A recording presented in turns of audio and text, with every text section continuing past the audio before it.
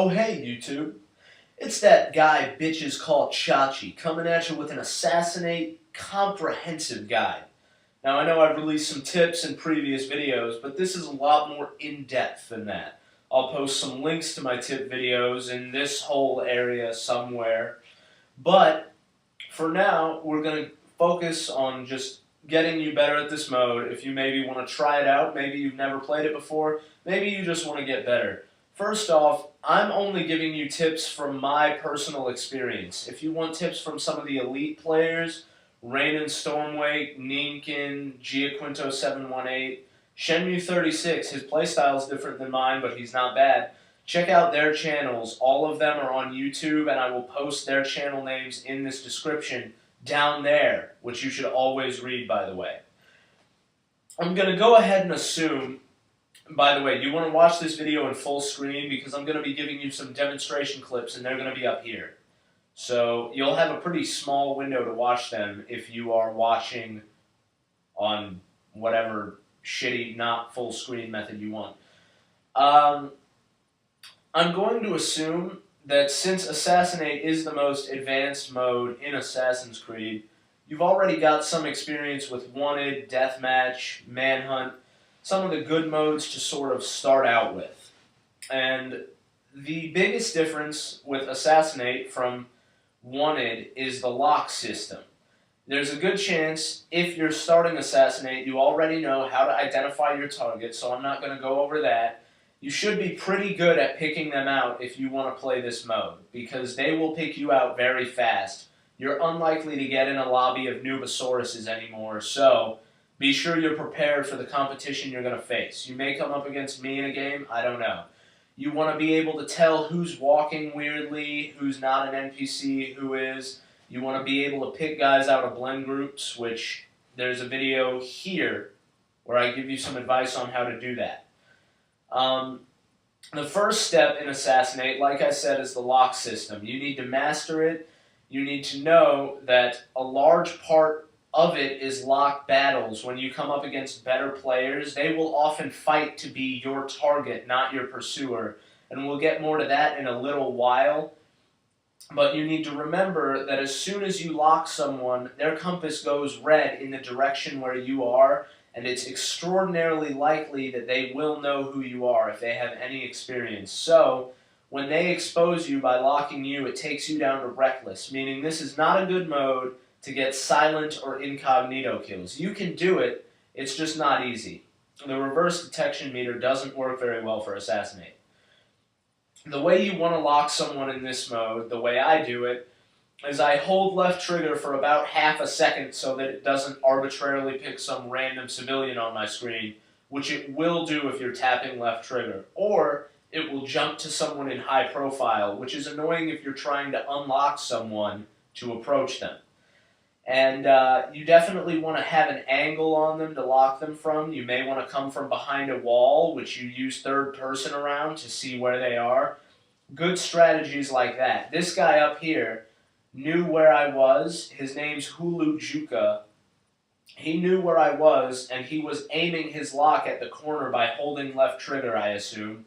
So, even though I came out and locked him perfectly, he still had me locked first because he knew where I was. You want to be doing stuff like that. The second, and this is probably the most important thing in all of Assassinate, do not be afraid to be someone's target. The target actually has the advantage, because if you can manage to stun them, which when you expose your pursuer, it completely hog-ties them. They have no approach meter, so if they make any fast movement whatsoever, or try to climb up a wall, or they jump off a ledge or some shit, it starts a chase, and if you escape that, it makes you invincible to everything they can do for about 8 seconds, I believe somebody said it was. And that's a very good situation for you to be in, because they are at your mercy. Especially if you manage to stun them, they are also at your mercy, and you'll get points for the stun. So, a lot of the higher players realize this, and they will fight to be your target because they can escape you by exposing you and you doing stupid shit. If you unlock them when you're in a chase, it gives them the escape, they'll get points, which means you don't want to start chases. You really don't. unless you desperately want to kill somebody, which I've done sometimes. But normally you don't want to start chases. If you are someone's target, first off, you have to know which one they are. Most people are not smart enough to realize that they don't want to walk right directly at you when they are your pursuer. So, that's a good way to tell who's your pursuer, is look for whoever's walking right at you. They'll often be fast walking, which is something you'll learn to see with experience. I can't give you much on that.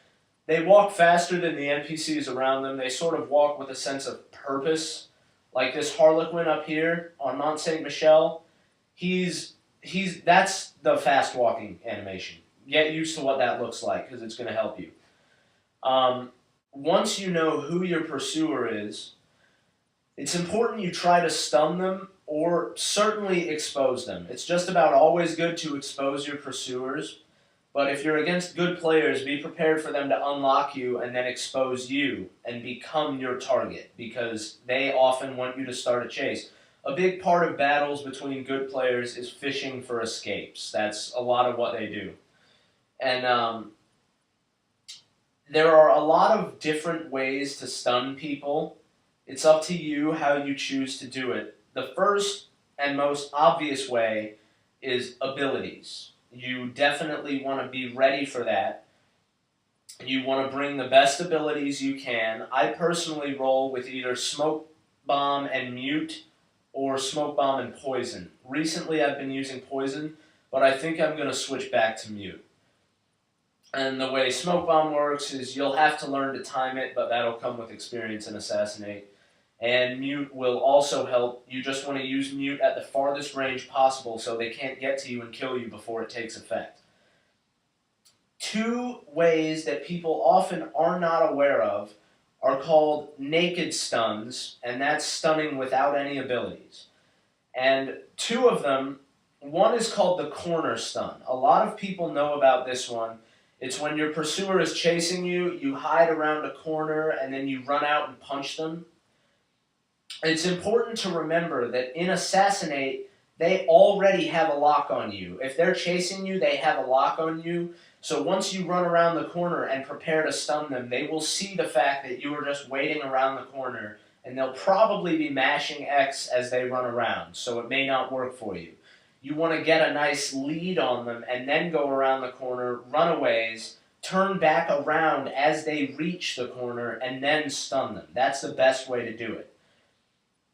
Then there's a much less known way, which a lot of top players know. I only discovered it recently. It's called the drop stun. And what this is when they are jumping directly at you. If you jump off of a high place, like a rooftop or something, during a chase, they will often jump right at you. And because they are locked onto you, it makes them jump directly towards your character. And on landing, if you're mashing B, you can generally stun them, because they may enter a roll or they may hit your character and bounce off. I'm perfecting a new technique of drop stunning that involves, while they are in midair, running to a diagonal to their side or behind them, which will allow you to punch them because they can't angle their camera towards you to kill you. So you're less likely to encounter a contested kill. One huge key tip: whenever your pursuer is within your stun range, whenever a B button appears above their head, unless you are in a morphed group, but really, even then, because they have a lock on you anyway, as soon as the B button appears above their head, as soon as they are in that stun range, you always, always, always want to try and stun them. You may get an honorable death, or you may get a stun. Either way, you don't want to stand there just hoping they won't realize it's you and they'll kill you, because they have a lock on you. Be aware of the fact that your pursuer always knows where you are unless you break their line of sight for about 4 seconds. The drop stun is one of your best techniques, and it's more effective than a corner stun in my experience. You're going to want to do it more often than a corner stun when you're being chased and have no abilities. But if you have abilities, always go to those. We get to some of the nitty gritty stuff like bonuses. After you stun them, it's up to you how to kill them. They're at your mercy, unless someone else runs in and vultures you, which happens. But generally, the first place you should look once you are near them is for the edge of a rooftop if they are stunned. If they are near the edge of that rooftop, drop off and grab yourself an extra 350 points with a grab kill. This will definitely help you out. This also helps towards extreme variety, so in the end it's probably worth more than 350 points the first time you get it. If there is no rooftop corner, you look towards any hidden group, moving, stationary, a hay bale, a bench, whatever the fuck you want to use, man, it's up to you. Walk into that group, stand there for 1 to 2 seconds, I think. 2, I think, is the cutoff. And then run back out and kill them. If they are still on the ground when you kill them, you get an extra 100 points. So you may want to work for that. And you always want to go for the focus medal. Unless they have resistance, they'll be grounded long enough for you to get a focus kill. However, if they are grounded, you always get a reckless. You cannot get a discreet kill on someone that you have just stunned, or anything above. There's no way to do it. If you see that there is no hidden group nearby, the next place you want to look is any wall or beam above them or something. Run up to that and jump off. You'll get an acrobatic kill, which gives you an extra 100 points beyond your normal kill. And if there are none of those, you definitely want to stand next to them, charge up a focus, and then either kill them or poison them if you have poison, which I usually do. Poison should always be crafted towards score. The way you want to go about these games, if you're against particularly average players or noobosauruses, is you want to expect that they don't know what they're doing as well as you do. But you definitely, if you don't have abilities, don't rush people. Don't do it, because you cannot, there's a delay after you lock them before they become your contract. And if they lock you at the same time or slightly before, they may be your pursuer, not your target. And if you run at them while you're locking them, it could get you a discreet kill. Or they could wind up being your pursuer and you die immediately upon getting there, which is very bad. I generally, in videos such as up here, I used to charge people and I didn't know. And they would always be my pursuer right before I got there, and there was nothing I could do about it. It takes some reflexes, you can get an honorable death, but that's definitely not as good as just being more cautious when you don't have abilities. If you do have abilities, it's worth running up to them, smoke bomb, mute, throw a smoke bomb at them if you want. But I like to do this thing called baiting locks, which some of the top players do. It's where you run at them, they're probably going to lock you if they don't know what they're doing. And when you drop the smoke bomb right in front of them and keep running, they'll lock you, become your pursuer, and then walk into your smoke bomb. You've got a free stun and whatever kind of kill you want. So, I like baiting locks. You should probably try it too. Mute, it's important to remember, only works if they are your pursuer. If they have not become your pursuer before you mute, and they become your pursuer right after you mute them, it won't do anything. They will still kill you. Which means a common method of dodging mute is to unlock you after after you mute them, they'll unlock you. And I'm sort of dealing with that using mind games a little, where you'll run at them, they'll unlock you thinking you're going to mute, and you just kill them. Which, basically, when you're using mute and you're someone's target, you have the advantage, because there are 4 possible outcomes. 1, you run at them and you don't use mute, and they don't unlock you, and then they kill you. 2, you run at them, you don't use mute, they do unlock you, and you kill them. 3, you run at them, you use mute, they don't unlock you, and you have a stun. Or 4, you run at them, use mute, and they do unlock you, in which case you're mashing B or X. In the end, you're probably going to get either a kill or a stun.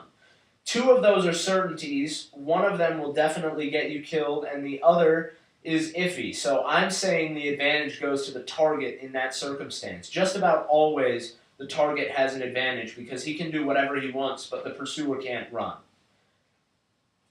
And beyond having those abilities, it's up to you what you may want to use. Your perks, your kill streaks, those are up to you. I go with 7 kill streak plus 550 score bonus because that gets me the most score. The Animus hack streak is a lot of fun, but it's not going to make up for the cost in Assassinate. You want that in Deathmatch, definitely. But otherwise, in Assassinate, I wouldn't go with the Animus hack. It's fun, like I said, but not worth it. Loss streak for a free-for-all game should just about always be score times 2. But in a mode like Wanted or Deathmatch, you're a lot more likely to get that score times 2. If you get a score times 2 in Assassinate, it's probably because you're losing, which is not good. So you definitely want that as your loss streak. Don't bother with minor Animus hack. That's fun if you want to kill a particular player, but it's never worth it. It only gets you 100 points in whatever mode you do it in. Don't do it. The 4 others, I don't think I've ever had experience with. Boost cooldowns is only good if you want to go for only stuns, in which case you're wasting tons of points by not killing the people you stun. The other 3 I've never, ever used. So, if you like them, pick them out, have some fun. I don't really give a shit. Perks I use are Kill Buffer, because it's probably the most badass perk in the game. It's so useful. Means every time you die, your kill streak and stun streak only goes down by 1. Helps me get a lot of points from the 550 point bonuses from 7 kill streaks. It does not work with silent kill streaks. If you have like a 3 silent kill streak and you get 2 stuns and then die, it goes back to 0 even if you have Kill Buffer.